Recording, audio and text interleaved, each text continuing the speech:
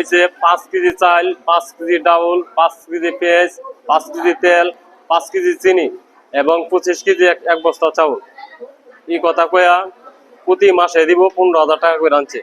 কইছে ইলেকশনের আগ পর্যন্ত যে সরকারিভাবে এই মালটি আছে। আমি কইছি আবার নিনা পাই না, নির্বাচনের আগ পর্যন্ত পাইবা। এই মিলে আমি নাম দিছি 5টা আমি দিছি 75,000। পরবর্তী নাম আবার 1 মাস গেছে, পরে কইতাছে কি 5,000 টাকা করে নাম দিবা নাকি? আমি 5,000 টাকা করে নাম দিয়াম। আমার অনেক মাঝে কইতাছে কি তুমি নাম দিয়া দিও। যেমন আমার ভাবি, আমার স্বাস্থ্য বোন, এই স্বাস্থ্য ভাবি চাষিরা এরা কইতাছে তুমি নাম নিয়া দো।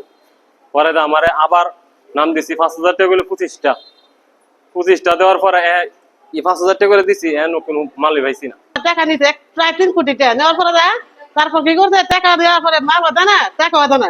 তারপর আমরা কি করতে দরবারে নালিশ বসাইছি, বসালি পরে 3টা চেক দিতে কইতে চেকের মাধ্যমে টাকা দিব, টাকা হতো না। আর এরপরে চেক ভাষার টাকা হতো না। আমরা কইছে অনার মাল দিতাম না, অনেক নিয়ে আপনার মাসে মাসে টেহা দেম সরকারের টাকাই টেহা মাল কইতাছে সরকারের টাকাই। আমি করতে মাল আনা দেই, সেটা তোমার ব্যাপার না, আমি সরকারে দেয় আমারে। আমার বোন স্টুক করে মরে যাবার আগে মুতে আইতাছে বউরা।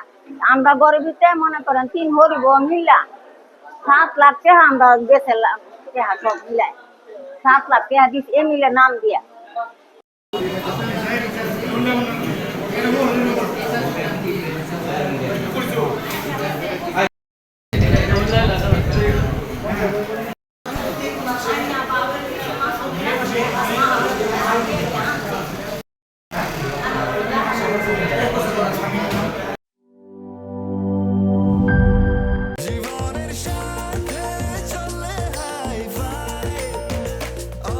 স্বাস্থ্যকর অল টাইম, সব সময় অল টাইম হেলদি লাইফ।